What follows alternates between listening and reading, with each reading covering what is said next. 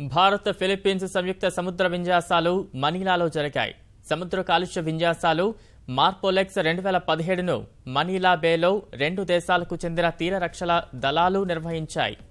సముద్రంలో నౌకా ప్రమాదాలు, అత్యవసర పరిస్థితుల్లో ఎలా స్పందించాలన్న దానిపై కసరత్తు చేశాయి.